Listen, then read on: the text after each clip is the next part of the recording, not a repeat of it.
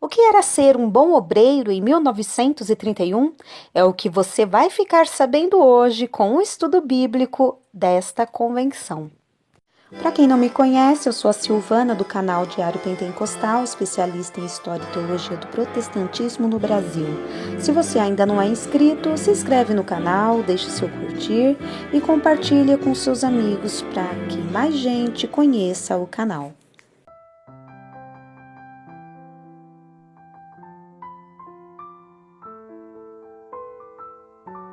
O segundo momento da primeira Convenção Geral das Assembleias de Deus no Brasil ocorreu na capital do Rio de Janeiro entre os dias 16 e 31 de agosto de 1931. O presidente naquele momento era Gunnar Wingren. O temário daquele ano foram 2 estudos bíblicos e a última convenção com a participação de Gunnar Wingren. Como ser um bom obreiro? Segundo assunto tratado na convenção. Este estudo bíblico é o segundo assunto tratado na primeira Convenção Geral de 1931. O primeiro estudo foi sobre santificação. Se você ainda não assistiu, deixei aqui nos cards e na descrição do vídeo.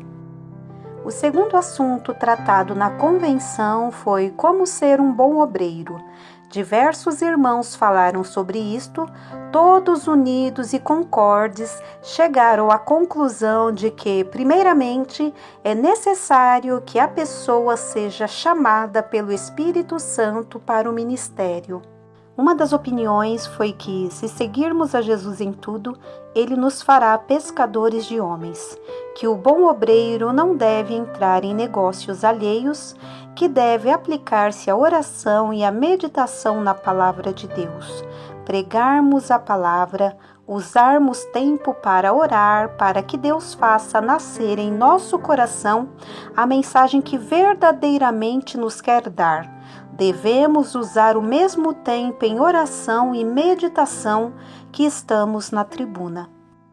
Pregarmos a palavra que Deus pôs nos nossos corações.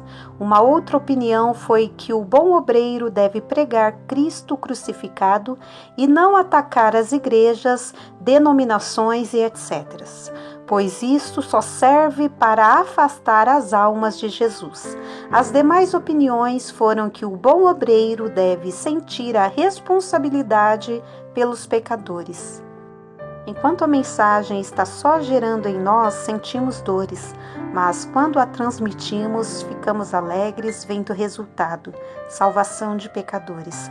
Clamando, nos consagrando, Ele nos dará a mensagem de poder como deu a Pedro. Podemos receber a mesma graça para com Deus. Quando Jesus vive em nós, vai tudo bem. Contar a Jesus tudo, não falar dos irmãos, somente orar a Jesus. São Paulo não se maldizia, pois era um bom obreiro, mas louvava ao Senhor no meio da tribulação. As dificuldades desaparecem quando oramos. Paulo sabia se contentar com o pouco e com o muito. Orava, exortava e repreendia, muitas vezes com lágrimas. O bom obreiro deve ser unânime. Os apóstolos estavam unânimes na oração. Um obreiro do Senhor deve ser um homem de oração, ter um coração puro, sem parcialidade ou simpatia por outrem, ser cheio do Espírito Santo e falar com ousadia a palavra do Senhor. Buscando a face do Senhor, foi que Daniel venceu o maior inimigo. Sadraque, Mesaque e Abidnego ficaram firmes a Deus, não se metendo nos negócios do rei. Foi pela oração que Pedro foi liberto da prisão. Unidos na mesma fé, no mesmo Espírito, o Senhor nos dará a sua mensagem. Quando o pregador fala de si mesmo, aborrece a congregação, mas quando é dirigido pelo Espírito Santo, edifica. Precisa humilhação para obter a direção do Espírito Santo. Deve procurar ficar escondido em Jesus, que o homem não apareça, mas Jesus. Dar toda a glória e honra ao Senhor, pois nós nada somos, e é Ele quem faz a obra e não nós. Se tomamos esta atitude de dar toda a honra e glória a Jesus, teremos sucesso no trabalho. Paulo apresentava Cristo e estava escondido nele. A graça de Deus estava com ele operando. Em Efésios 4:11, lemos a respeito de 4 qualidades de pregadores: apóstolos, evangelistas, pastores e doutores. Um repreendendo, outro alegra a igreja. É necessário que a igreja reconheça um como o outro, pois os dons não são iguais, mas o Espírito Santo é o mesmo, e Deus reparte os seus dons a cada um como quer.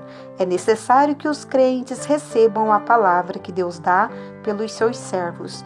Não dá preferência a um, mas receber todos, não ter parcialidade, pois são diferentes os dons. A Bíblia Sagrada fala-nos de uma igreja que dizia: eu sou de Pedro, outro, eu de Paulo, e outro, eu de Apolo. No entanto, Paulo repreendeu a todos. O obreiro do Senhor deve ser dado por Deus. Acontece muitas vezes que o Senhor dá a sua mensagem ao seu obreiro dentro de 5 minutos. Outras ocasiões, talvez, é necessário ficarmos orando uma tarde inteira ou uma noite para recebermos a mensagem. Devemos somente falar o que Deus nos dá. Se recebemos 20 palavras do Senhor, não vamos falar 40. E assim, andando e falando de Jesus, vamos ficar firmes até a sua vinda gloriosa. Pontos salientes. O obreiro do Senhor deve ser chamado pelo Espírito Santo para o ministério, ser um homem de oração, ser humilde, pregar a palavra de Deus, Cristo e este crucificado, ter uma vida consagrada, dar toda a glória a Jesus, esconder-se nele, não ter parcialidade, ser cheio do Espírito Santo e ter a natureza de Cristo.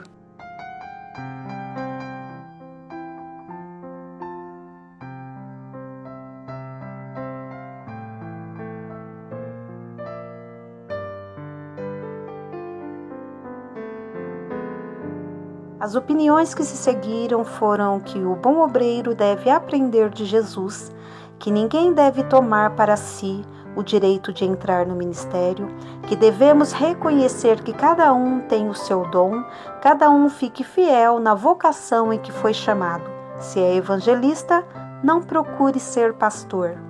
Devemos ficar satisfeitos no lugar em que Deus nos colocou, presidir com cuidado na igreja de Deus, vigiar e orar, ser como Paulo que disse à igreja em Corinto: eu estive entre vós em fraqueza, em temor e em grande tremor, que devemos guardar-nos como bons obreiros das rapozinhas que fazem mal às vinhas, as quais são a falsa sabedoria, as palavras persuasivas, o orgulho, a altivez de espírito, que devemos ter um coração quebrantado e contrito para que o Espírito Santo possa ser o nosso dominador. Devemos nos levantar como verdadeiros servos de Deus e nos guardarmos para que não entre em nosso meio a vã filosofia, as sublimidades de palavras e etc. Paulo mostra-nos o caráter de sua pregação. As sublimidades de palavras estão invadindo as igrejas. É necessário que oremos para que também não chegue em nosso meio. Não devemos usar uma linguagem bonita em nossa pregação somente para agradar aos ouvintes, e sim falar conforme a direção do Espírito Santo. Se quisermos ver os corações dos pecadores transformados, devemos somente pregar a palavra de Deus pura e sã. Que preguemos a palavra com simplicidade e pureza, que o sacerdote de Deus deve julgar em primeiro lugar a sua própria casa. Se o filho ou a filha do pastor peca, é para trazer o caso perante toda a igreja e assim usar de justiça com todos e não ter acepção por pessoa alguma. Os anciãos devem governar bem a sua casa e ter os filhos em sujeição. O sacerdote Eli, por não corrigir os seus filhos conforme a lei, foi rejeitado por Deus, perdendo o sacerdócio. Permanecer no Senhor com o propósito de oração. Unirmo-nos mais no Senhor e sejamos cheios do Espírito Santo, e assim a nossa exortação servirá de bênção para todos.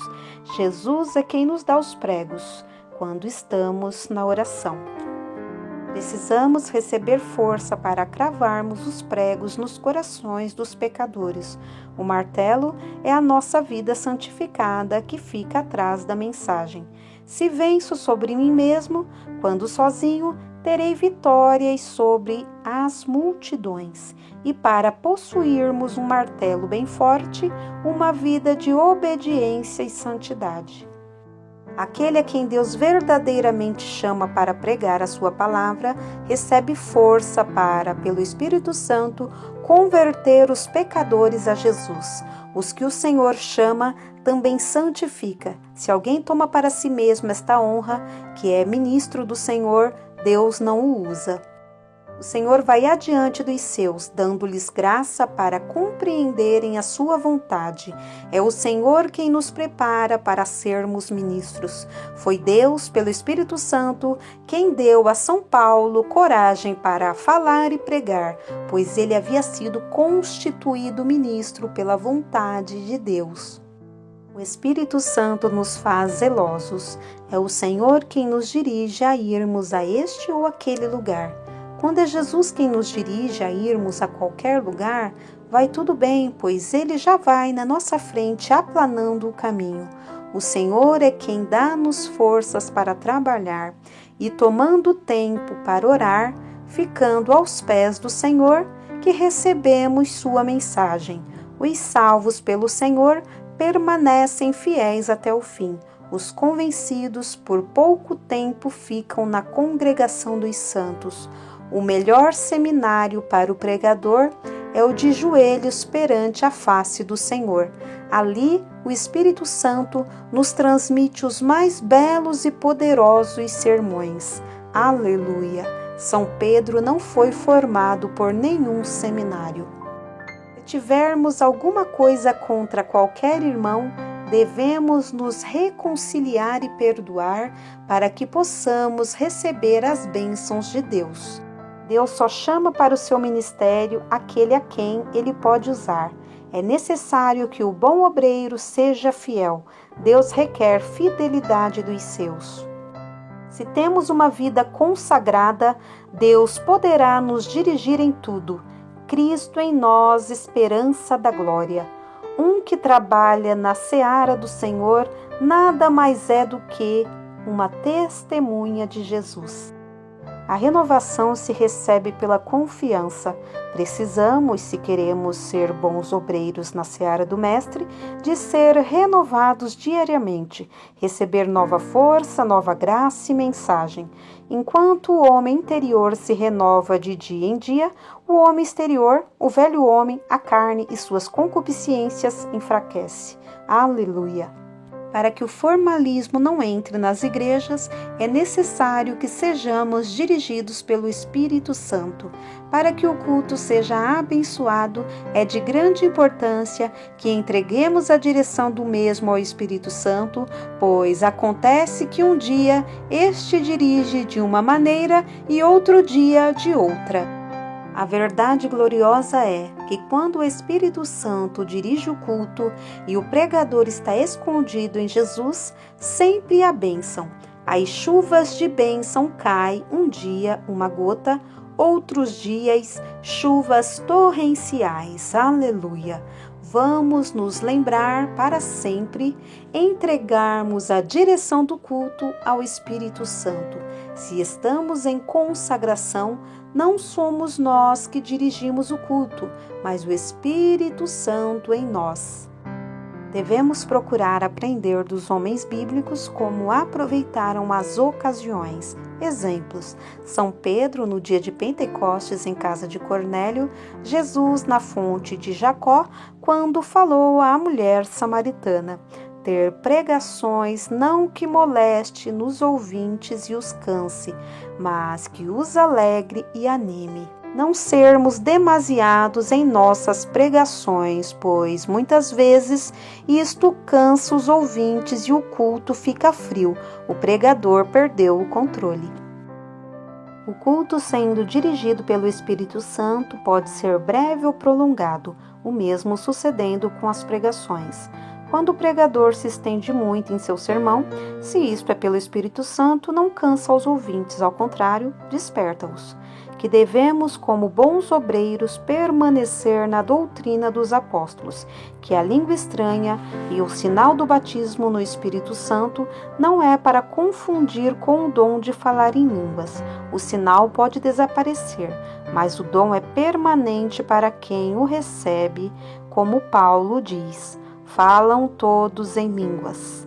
No dia de Pentecostes, todos falaram em línguas, o mesmo sucedendo na casa de Cornélio e em Éfeso. À medida que recebemos mais bênçãos do Senhor, temos também mais responsabilidade diante de Deus. Conforme o nosso estado espiritual, assim falamos. Se alguém não está em santificação, mas no pecado, se fala línguas, fala então o que não convém diante de Deus, e a condenação para o tal fica maior. Se estou em santificação e se falo línguas estranhas, edifico-me a mim mesmo e agrado a Deus. Vamos assim, obreiros do Senhor, guardar em nossos corações o que acima temos lido e trabalhar enquanto é dia, antes que as trevas cheguem. Deus será conosco e nos dará a vitória. Pontos salientes. O obreiro do Senhor deve aprender de Jesus, ficar na vocação em que foi chamado, presidir com cuidado na Igreja de Deus e guardar-se da falsa sabedoria, da vã filosofia e das palavras persuasivas. Não perca o próximo vídeo, onde trarei o terceiro momento da primeira convenção, onde foi tratada a saída de Gunnar Wingren da direção do Mensageiro da Paz.